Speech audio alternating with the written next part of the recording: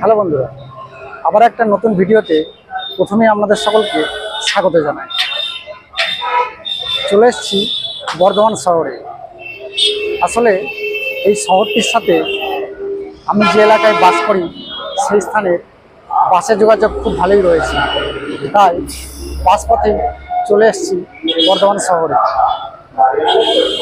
আর এই বর্ধমান শহরে অনেক কিছুই দর্শনীয় স্থান আছে, তবে আজ আমার গন্তব্য এই বর্ধমান শহরের অধিষ্ঠাত্রী দেবী মাতা সর্বমঙ্গলা মায়ের মন্দির।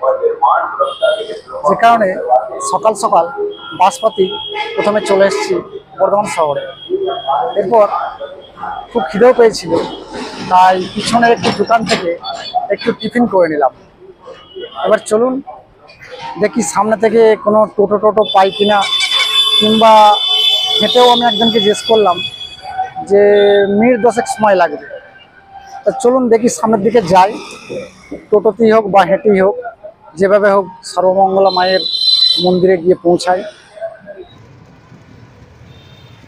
এই প্রখর রোদ্দুরে 10-15 মিনিট হাঁটাটাও বেশ কষ্টসাধ্য বলেই মনে হচ্ছিল, তাই রাস্তা থেকেই একটা টোটো ধরে নিলাম। আর সর্বমঙ্গলা মন্দির পর্যন্ত এর জন্য আমার কাছে ভাড়া নিল 20 টাকা। টোটো ধরে চলে এলাম সর্বমঙ্গলা মায়ের মন্দিরের একদম সামনে। আমার পিছনেই আপনারা নিশ্চয়ই দেখতেই পাচ্ছেন সর্বমঙ্গলা মায়ের মন্দির রয়েছে।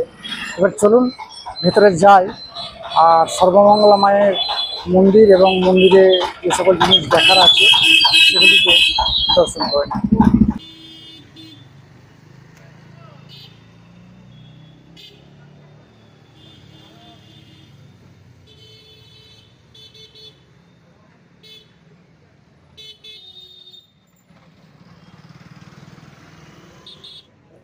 মন্দির চত্বরের বাইরেই রয়েছে অসংখ্য দোকান। এখান থেকে আপনারা ফুল, মালা, ধূপ, বেলপাতা এবং বিভিন্ন রকমের মিষ্টান্ন দ্রব্য পেয়ে যাবেন, যেগুলি দিয়ে মা সর্বমঙ্গলাকে আপনারা পুজো টুজো দিতে পারেন। আচ্ছা, কুপনের থালি কাকা তাহলে বললেন 30, কত 30? 30 টাকা, 50 টাকা, 100 টাকা যা বলবেন। আচ্ছা, যা বলবো। যা খুশি আমরা। আচ্ছা, তাহলে 30 টাকার একটা থালি দিয়ে দেন। দিয়ে দিলাম। আচ্ছা, ঠিক আছে, মাকে পুজো টুজো দিয়ে গা। এই কাকার দোকান থেকে আমিও 30 টাকা দিয়ে বিভিন্ন পুজোর সামগ্রী নিয়ে নিলাম। এবার চলুন ভিতরে প্রবেশ করা যাক।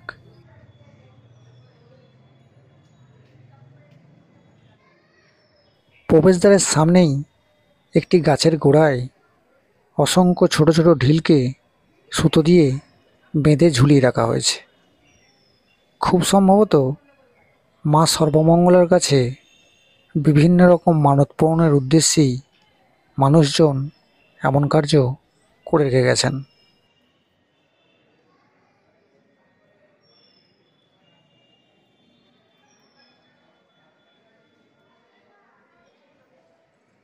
আসুন এবার ভিতরে প্রবেশ করা যাক। আর হ্যাঁ বন্ধুরা, ভিতরে প্রবেশের আগে আপনারা অবশ্যই এই স্থানটিতে জুতো টুতোগুলো খুলে রেখে যাবেন।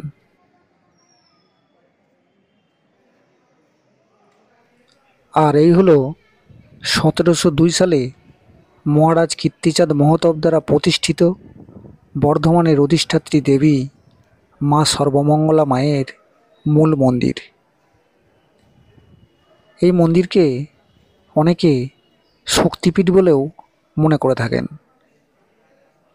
সেই হিসাবে এই স্থানে নাকি সতী মায়ের নাভি পতিত হয়েছিল। প্রাচীন বাংলার সর্বপ্রথম নবরত্ন মন্দিরও এই মন্দিরটিকেই বলা হয়ে থাকে। মন্দিরের বাঁ পাশে একটি বড়সড় আকারের নাটমঞ্চকেও দেখতে পাওয়া যাচ্ছে।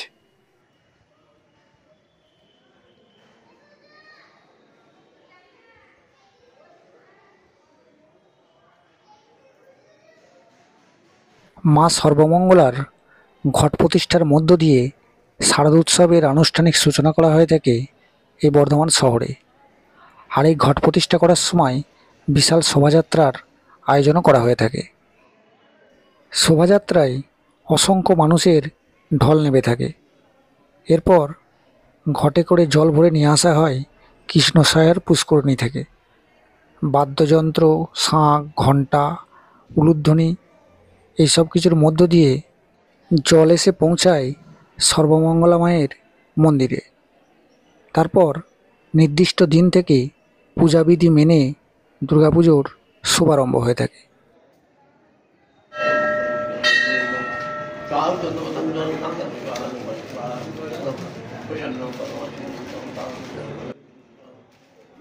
আর এই হলো সর্বমঙ্গলা মায়ের মূল মূর্তি। মা এখানে কোষ্ঠী পাথরের অষ্টাদশ ভুজা, সিংহবাহিনী, মহিষমর্দিনী এবং মহালক্ষ্মী রূপিণী রূপে অবস্থান করছেন। মায়ের শিলামূর্তির বেশিরভাগ অংশটাই ঢাকা পড়ে রয়েছে মায়ের বিভিন্ন অলঙ্করণ এবং ফুল বেলপাতার মধ্যেই। তাই সুস্পষ্টভাবে মায়ের মূর্তিকে খুব কাছ থেকে না হলে দর্শন করা যায় না।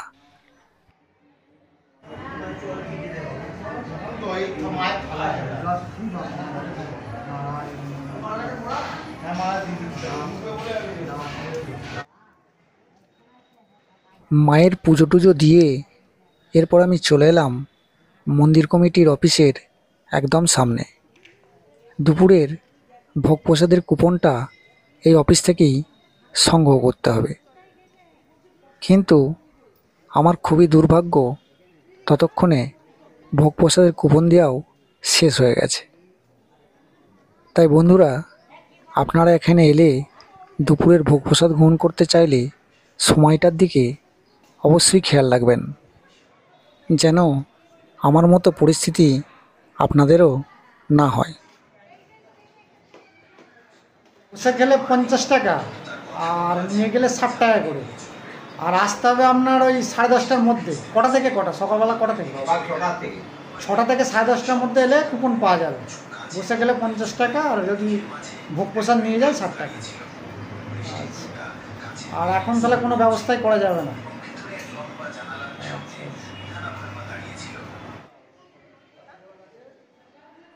মন্দিরের সামনেই যে বড় নাটমঞ্চটা রয়েছে, এই স্থানে চাইলে দর্শনার্থীরা বসে একটু বিশ্রাম টিশ্রাম নিয়ে নিতে পারেন। দেখতেই পাচ্ছেন অনেকেই এই স্থানটিতে বসে বিশ্রাম টিশ্রাম নিচ্ছেন। আর দুপুরের ভোগ প্রসাদও খাওয়ানো হয়ে থাকে এই স্থানটিতে বসেই। বাচ্চারাও নিজেদের মতো করে একটু খেলাধুলা সেরে নিচ্ছে।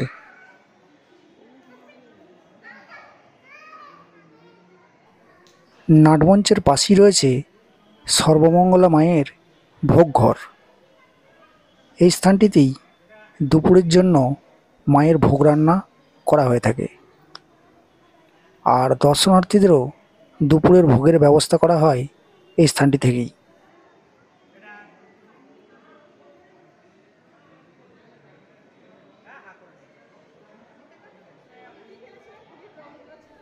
মূল মন্দিরের সামনেই রয়েছে অপর আরেকটি ছোট নাটমঞ্চ।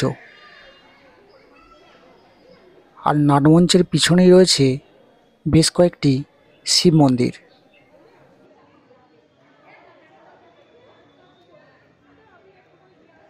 প্রায় প্রতিদিনই অসংখ্য ভক্ত বহু দূর দূরান্ত থেকে এসে হাজির হন এই সর্বমঙ্গলা মায়ের মন্দির চত্বরে।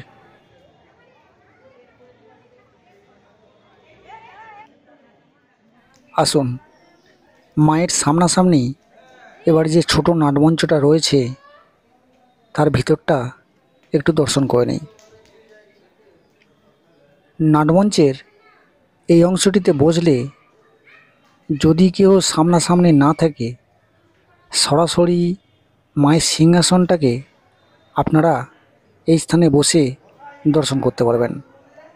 বা পুজো টুজোও দেখতে পেতে পারেন। নাটমঞ্চের উপরের দেয়ালগাত্রে মা সর্বমঙ্গলার জন্মের ইতিহাস বৃত্তান্ত বিভিন্ন পিকচার দ্বারা লিপিবদ্ধ করা রয়েছে। ইয়া দেবী সর্বভূতেষু শক্তিরূপেণ সংস্থিতা নমস্তস্যৈ নমস্তস্যৈ নমস্তস্যৈ নমো নমঃ। কথিত আছে আজ থেকে বিগত 350 বছর আগে বর্ধমানের উত্তরাংশে একটি পুষ্করণী থেকে মাছ ধরতে গিয়ে বাগদিরা একটি শিলামূর্তিকে উদ্ধার করেছিল। তারা ভেবেছিল এটা হয়তো কোনো পাথর টাথর হবে, সেই ভেবে সেই পাথরটাকে তারা সঙ্গে করে নিয়ে এসেছিল এবং সেই পাথরের উপরে তারা গুগলি, শামুক এই সকল জিনিস থেঁতো করত। আর সেই সময় দামোদর নদ লাগোয়া একটি চুন তৈরির কারখানাও ছিল, তাই প্রায়শই সেই চুন তৈরি কারখানার কর্মীরা এই বাগদিদের কাছ থেকে শামুক ঝিনুকের খোলা নিয়ে যেত।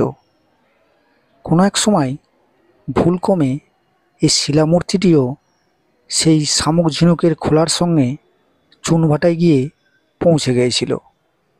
আর তারপর আর কি, চুনভাটার কর্মীরা সেই শামুক ঝিনুকের খোলার সাথে মা সর্বমঙ্গলার শিলামূর্তিটিকেও পোড়াতে থাকেন। তবে শিলামূর্তির কোনো রকম ক্ষতি হয়নি, যেমনকি জিনিস তেমনই অক্ষুণ্ণ ছিল। তবে সেই রাতেই বর্ধমানের তৎকালীন মহারাজা সঙ্গম রায় মা সর্বমঙ্গলার স্বপ্নাদেশ পেয়েছিলেন। আর মহারাজা সঙ্গম রায়ও পরের দিন সকাল না হতেই সৈন্য সামন্ত নিয়ে সদল বলে গিয়ে উপস্থিত হয়েছিলেন ওই চুনভাটায়। আর তারপর মা সর্বমঙ্গলাকে সসম্মানে উপযুক্ত মর্যাদায় ঢাক কাঁসি বাজিয়ে রীতিমতো উপাচার মেনে নিয়ে এসে প্রতিষ্ঠা করেছিলেন বর্ধমানের এই স্থানটিতে। আর সেই থেকেই বর্ধমানের অধিষ্ঠাত্রী দেবীরূপে মা সর্বমঙ্গলা এই স্থানটিতে বিরাজ করছেন।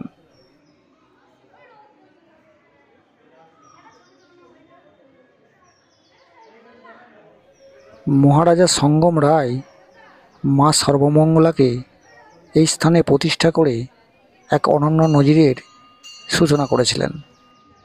আর তাঁর এই অনন্য নজিরে সিলমোহর লাগিয়েছিলেন তাঁর পরবর্তী অপর এক মহারাজা কীর্তিচাঁদ মহতাব। 1702 সালে টেরাকোটার অপূর্ব সংমিশ্রণের তৈরি এই অপূর্ব সুন্দর নবরত্ন মন্দিরের প্রতিষ্ঠা করার মধ্য দিয়ে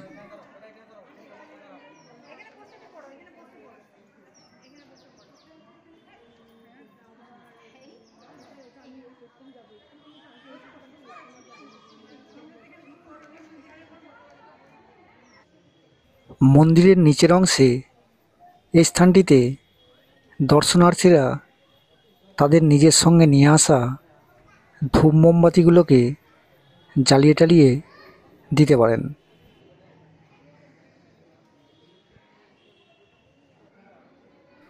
ছোট নাট মন্দিরটির ঠিক পিছনেই রয়েছে পরপর 3টি শিব মন্দির।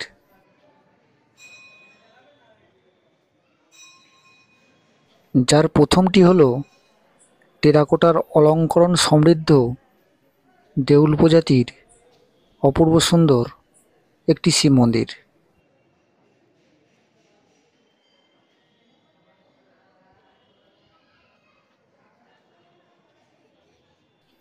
এই শিব মন্দিরটির নাম হলো রামেশ্বর। আর মন্দির গর্ভের ভিতরে রয়েছে সাদা পাথরের তৈরি একটি সুন্দর শিবলিঙ্গ।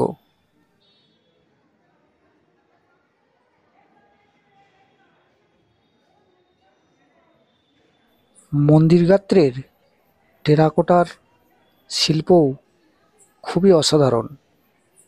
আপনারা নিশ্চয়ই দেখতেই পাচ্ছেন টেরাকোটার বিভিন্ন শিল্প দ্বারা কোথাও বা রামের মূর্তি, কোথাও বা বুদ্ধের মূর্তি অলঙ্কৃত করা রয়েছে মন্দির গাত্রের সর্বত্রই। সঠিক প্রমাণ না থাকলেও এই শিব মন্দিরগুলিকে মা সর্বমঙ্গলা মন্দিরের সমসাময়িক বলেই মনে করা হয়। রামেশ্বর মন্দিরের ঠিক পাশেই যে মন্দিরটি রয়েছে এটির নাম হলো মিত্রেশ্বর শিব মন্দির। মূলত এটি আটচালা বিশিষ্ট একটি শিব মন্দির, তবে চারপাশে বেশ কয়েকটি চূড়াও রয়েছে। আসুন এবার ভিতর থেকে বাবা মিত্রেশ্বর শিবের বিগ্রহকে একটু দর্শন করে নেই। আর এই হলো কালো পাথর দ্বারা নির্মিত বাবা মিত্রেশ্বর শিবের বিগ্রহ।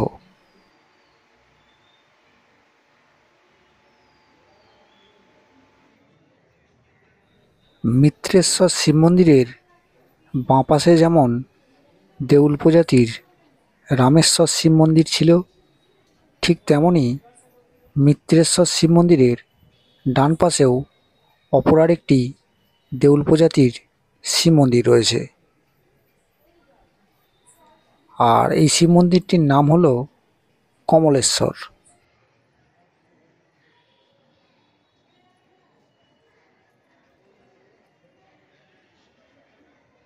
আর এই মন্দিরটির গর্ভগৃহেও রয়েছে রামেশ্বর শিব মন্দিরের মতোই অপর আরেকটি সাদা রঙের শিব বিগ্রহ।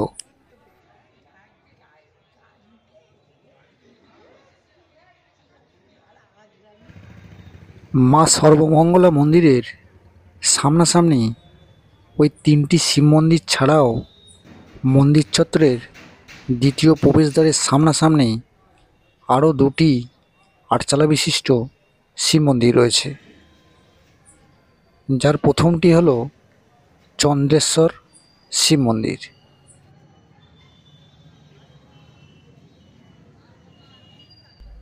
চলুন এবার মন্দিরটিকে একটু কাছ থেকে দর্শন করে নিই।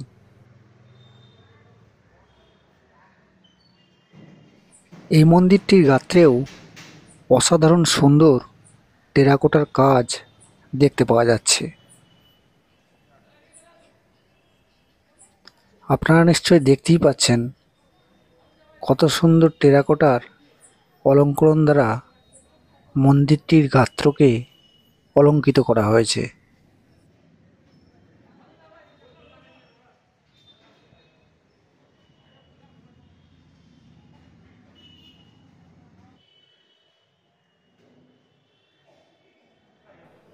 বাবা চন্দ্রেশ্বর মহাদেব।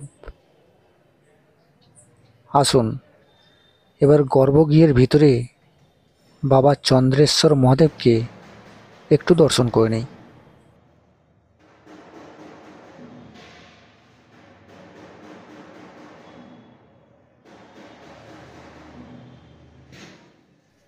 চন্দ্রেশ্বর মহাদেব মন্দিরের বাঁ পাশে অপর যে মহাদেব মন্দিরটিকে দেখতে পাওয়া যাচ্ছে এটি হলো ইন্দ্রেশ্বর মহাদেবের মন্দির। এই দুটি মন্দিরই গঠনশৈলীর দিক থেকে একই রকম হওয়ায় এটা অনুমান করা যেতেই পারে এই দুটি মন্দিরই একসাথেই নির্মাণ করা হয়েছিল। আর এই মন্দিরটির গাত্রেও টেরাকোটার কাজ দেখতে পাওয়া যাচ্ছে। একই রকম যেরকমটা চন্দ্রেশ্বর মন্দিরের দেয়ালগাত্রে দেখা গেল।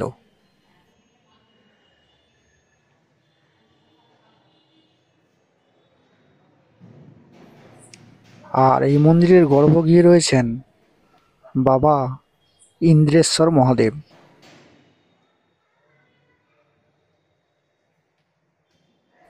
আসুন এবার বাবা ইন্দ্রেশ্বর মহাদেবকেও একটু দর্শন করে নিই।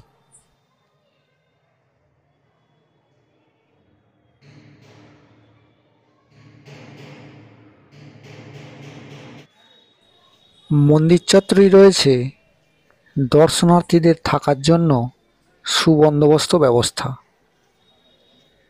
সর্বমঙ্গলা যাত্রী নিবাস নামে পরিচিত এই আবাসন স্থলে চাইলে আপনারা দু একটা দিন কাটিয়েও যেতে পারেন।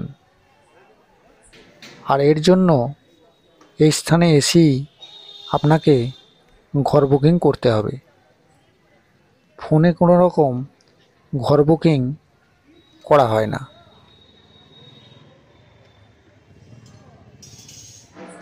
যথাসময়ে ঢাকঢোলের বাজনা আর মেয়েদের উলুধ্বনিতে সমাপন করা হলো মা সর্বমঙ্গলাকে দুপুরের ভোগ নিবেদন করার পর্ব। আর নাটমঞ্চের ভিতরেও দর্শনার্থীরা সকলে মিলে লাইন দিয়ে বসে পড়েছিলেন মাকে ভোগ নিবেদন করার পর দুপুরের ভোগ প্রসাদ গ্রহণ করার জন্য। শুধুমাত্র আমার মতোই বেশ কয়েকজন নাটমঞ্চের বাইরে দাঁড়িয়ে এই দৃশ্যগুলোকেই দর্শন করার চেষ্টা করছিলাম। সে যাই হোক, মায়ের ইচ্ছা হলে সেই ইচ্ছাও হয়তো কোনো একদিন পূরণ হয়ে যাবে।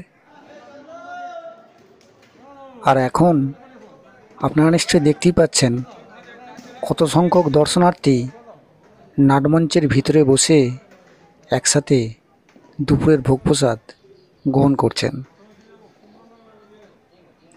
মাত্র 50 টাকার বিনিময়ে দুপুরে এই নাটমঞ্চের ভিতরে বসে আপনারা মায়ের ভোগ প্রসাদ গ্রহণ করতে পারবেন।